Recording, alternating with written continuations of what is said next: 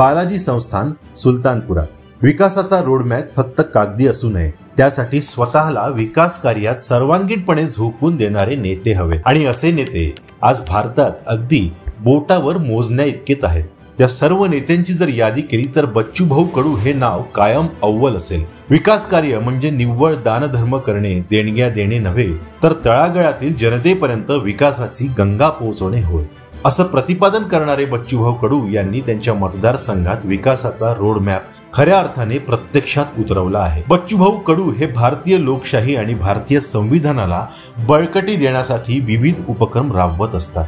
भारतीय संविधानानुसार मतदारसंघाला एक आदर्श मतदारसंघ बनविण्यासाठी मतदारसंघातील विविध सांस्कृतिक, कलात्मक, ऐतिहासिक वास्तूंचे संरक्षण करण्यासाठी ते प्रयत्न करीत असतात. तसेच त्यांच्या निर्माणासाठी त्यांनी निधी सुद्धा मिळवून दिला आहे. याला अधिक स्पष्ट आणि योग्य उदाहरण देऊन सांगायचं झाल्यास अचलपूर येथील बालाजी संस्थानाचं उदाहरण योग्य राहील. अचलपूर येथील बालाजी संस्थानाच्या मंदिराच्या आवारात सभागृह नसल्यामुळे सर्व धार्मिक विधी उघड्यावर करावा लागत असे. ऊन, वारा, पावसात नागरिकांची प्रचंड गैरसोय व्हायची.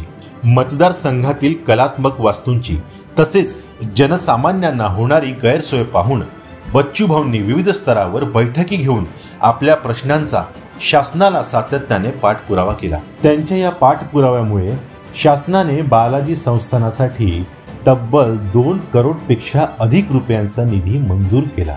या निधीमुळे मंदिराच्या आवारात भव्य सभागृहाचा निर्माण झाला, ज्यामुळे कुठलाही धार्मिक विधी हा उघड्यावर होत नसून सभागृहात होऊ लागला. बच्चूभाऊंच्या याच प्रयत्नामुळे बालाजी संस्थानाच्या सौंदर्यातही अधिक भर पडला व नागरिकांना धार्मिक कार्यासाठी दिलासा मिळाला.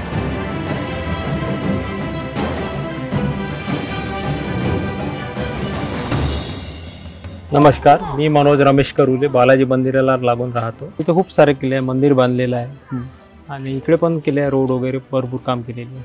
चिकोडीच्या माध्यमातून आमचं खूप मंदिर खूप जीर्ण झालेलं होतं. त्यांनी जवळपास 2 करोडच्या वर पैसे देऊन मंदिराचं बांधकाम केलेलं आहे आणि संस्थान खूप चांगलं बांधलेलं आहे. इथं गरिबांचे लग्न वगैरे होतात.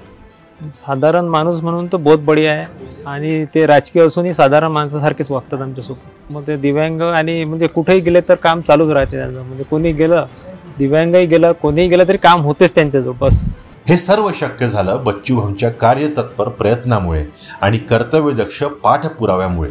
यामुळेच मतदारसंघातील जनसामान्य जनता बच्चूभाऊंना फार जीव लावते. चला, अशा कार्यतत्पर आणि कर्तव्यदक्ष जनसेवकाचे हात अधिक बळकट करूया. बच्चू बा कडू यांना पुन्हा विधानसभेत पाठवूया.